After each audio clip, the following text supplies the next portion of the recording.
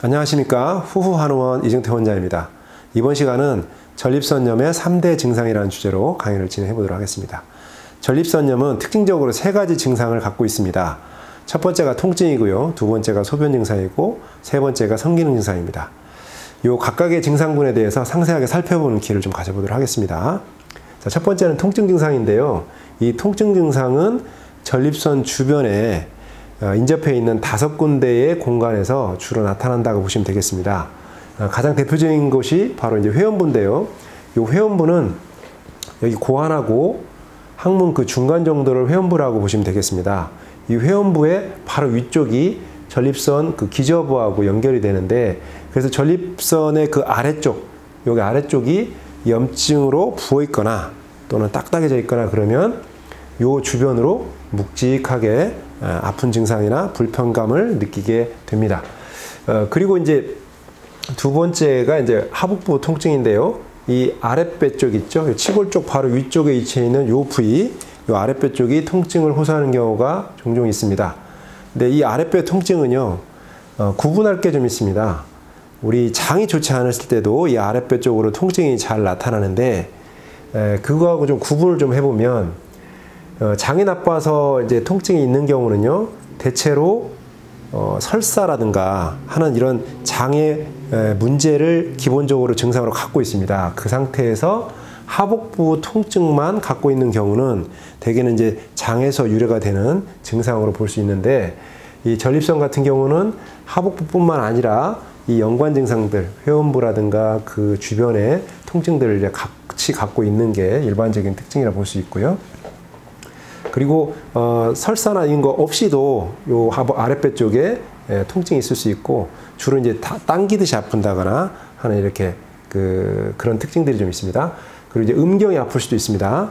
자, 음경은 이 음경으로 내려가는 혈관이나 신경 등이 이 전립선 뒤쪽에서 이렇게 내려와서요, 이 골반저 근육을 통과해서 음경으로 내려가게 되는데, 이 내려갈 때 이 골반저 근육이 좀 긴장이 좀 높아져 있으면 내려가는 혈관과 신경들이 눌리게 됩니다. 압박성 제한을 좀 받게 되면서 이 때문에 전립선 등이 이제 묵직하게 느껴지거나 불편한 느낌을 갖게 되는데, 요도염에서도 이 음경 통증이 있습니다. 그런데 좀 특징이 좀 있다면, 요도염 등은 주로 요도의 끝쪽이나 요도 안쪽 있죠. 안쪽이 쓸리듯이 아프다거나 따끔거리듯이 아픈 경우가 많은 반면에, 이 전립선에서 발생하는 음경의 통증은 이렇게 내려가는 신경이나 혈관들이 저항을 받는 것 때문에, 제한을 받는 것 때문에 발생하기 때문에 전체적으로 이제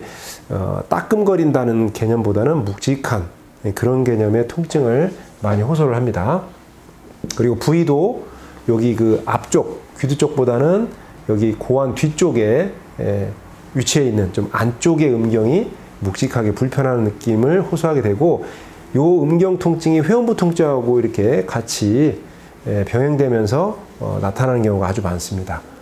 그리고 이제 고환에 통증이 있는 경우가 있습니다.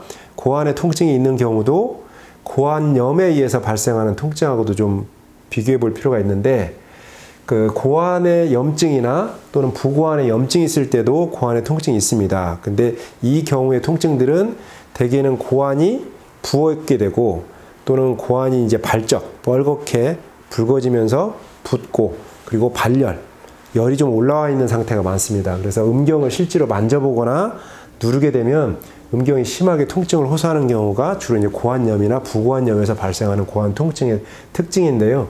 반면에 전립선염에 의해서 발생하는 그 고환 통증의 특징은 앞서 그 음경 쪽에 그 통증이 유래되는 요소하고 비슷합니다.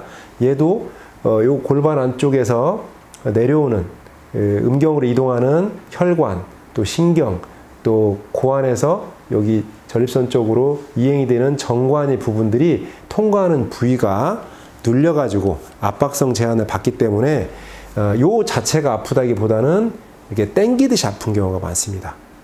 그래서 뭐 캥기듯 아프다라고 표현하는 경우도 있는데, 그런 증상의 특징적인 모습을 좀 보이고 있고요. 그다음에 그 항문 통증이 있습니다. 항문 주변에 이제 여기에 마치 테니스 공을 넣어놓은 것처럼 또는 골프공을 넣어놓은 것처럼 묵직하게 지속적으로 아프다라고 하는 분도 있고, 또 여기 앞쪽에, 여기 그 항문 앞쪽에 요 부위가 되게 불편하게 느껴지는 분도 있는데, 요 부분도 그 항문성 통증하고 좀 구분할 필요가 있습니다. 치질이 있는 경우에도 항문 통증을 흔히 수반하기 때문에 이 치질에서 유래한 통증하고 좀 구분할 필요가 있는데, 치질성 통증은 대부분 대변을 보는 양상하고 연관돼서 통증이 나타납니다. 그런데 여기 전립선염에서 발생한 여기 그 항문 통증은 대변하고 상관없는 상태에서 단순히 압박하는 것만으로도 통증을 계속 갖는 경우도 많고, 또 대개의 경우가 단일하게 나타나는 경우보다 앞서 말씀드린 그 회원부나 하복부, 기타 여러 부분의 통증들과 같이 병행해서 나타나는 경우가 일반적입니다. 그리고 아울러 뭐 소변 등 증상이 함께 나타난다면 그거는 그 항문성 통증이 아니라 전립선염에 의한 통증으로, 항문통으로 이해하실 수 있겠고요. 자, 두 번째는 이제 이 소변 증상입니다. 자, 소변 증상은 이 방광 아래쪽에 위치해 있는 이 전립선이 부어올라서 방광 기저부를 누르는 문제 때문에 흔히 발생합니다. 또는 이 전립선 안쪽에 위치해 있는 전립선 관략근들이 있습니다. 전립선 안쪽에 위치해 있는 요도 관략근에 수축과 이완이 원만하지 않음으로 인해서 소변이 지나오는 그 길에 어떤 저항이 생기는 거죠. 이런 문제 때문에 나타난다고 볼 수 있는데, 대표적인 경우는 빈뇨입니다. 자주 보는 문제인데요. 이 자주 보는 문제는 전립선이 이렇게 위쪽으로 이렇게 부어오릅니다. 부어오르게 되면 방광 기저부를 이렇게 누르게 됩니다. 그럼 누르게 되면 방광 압력이 증가하게 되고, 이 증가된 압력 때문에 방광은 소변이 마려운 것처럼 느낍니다. 자, 방광에서 요일을 어떤 식으로 느끼냐면요. 이 방광 내부에서 이제 소변이 이렇게 차오르지 않습니까? 그러면 방광 내부의 압력이 이렇게 증가합니다. 자, 그리고 이 증가된 압력을 뇌가 읽어서 소변이 마렵다라는 신호를 결정을 합니다. 우리 이런 걸 압력실 효과다라고 얘기를 하는데요. 그래서 이런 방식으로 이제 방광벽의 압력이 증가하면 소변이 마렵다라고 느끼기 때문에 전립선이 부어서 방광 기저부를 누르게 되면 실제로 소변이 안 차 있는데도 불구하고 마려운 것처럼 느끼는 거예요. 근데 실제로는 소변이 이만큼밖에 안 차 있거든요. 많이 차 있지도 않습니다. 그런데 요의만 있어서 화장실을 가는 거기 때문에 실제로 소변을 보게 되면 어떻습니까? 소변이 가늘죠. 그리고 잘 끊깁니다. 그리고 시원치 않습니다. 당연히. 그리고 잔뇨가 남습니다. 왜냐하면 이 방광에 충분한 압력이 형성된 상태가 아니기 때문에 방광의 수축과 이완이 충분하지 않아요. 그렇기 때문에 소변이 힘없고 끊기고 잔뇨가 생긴다는 거죠. 근데 이 잔뇨도 양상이 두 가지가 있습니다. 방광에 소변이 남아서 소변이 여전히 마렵다라고 느끼는 방광 잔뇨가 있고, 요도 쪽에 소변이 남아서 화장실을 다 본 다음에 팬티를 올렸을 때 그 팬티 한두 방울 묻어나는 요도 잔뇨가 있습니다. 자, 방광 잔뇨는 방광에 소변이 아직은 남아있는 거기 때문에 화장실 갔다 온 다음에도 또 화장실 가야 되는 이런 문제가 생기고요. 그 요도 쪽 잔뇨는 화장실 자주 가는 건 아닌데 이제 마무리가 안 되는 거죠. 그래서 팬티를 적시는 이런 문제가 요도 쪽 잔뇨다. 이렇게 해서 약간의 구분점이 있다고 말씀드릴 수 있습니다. 그리고 이제 급박뇨도 있습니다. 급박하게 소변을 보죠. 대개는 이제 전립선 윗부분이 부어있을 때 이 방광 아랫부분도 염증성으로 약간 부어있는 경우가 많아서 소변이 조금만 차도 급하게 요의를 표현하는 경우가 많습니다. 그리고 이제 지연뇨가 있습니다. 지연뇨는 대부분 여기 이제 내려오는 이 전립선의 요도 관략근, 안쪽에 있는 요도 관략근이 잘 수축과 이완이 안 되기 때문에 소변이 시원하게 안 나오는 문제인데, 이 경우는 우리가 흔히 긴장성 지연뇨하고 조금 구분해 생각할 필요가 있습니다. 긴장성 지연뇨는 여러분도 아시다시피 이런 대중 화장실에 갔을 때 누가 옆에 서 있으면 소변이 잘 안 나오는 거죠. 이것도 긴장돼서 그러는 건데, 요 긴장성 지연뇨는 다른 증상이 없습니다.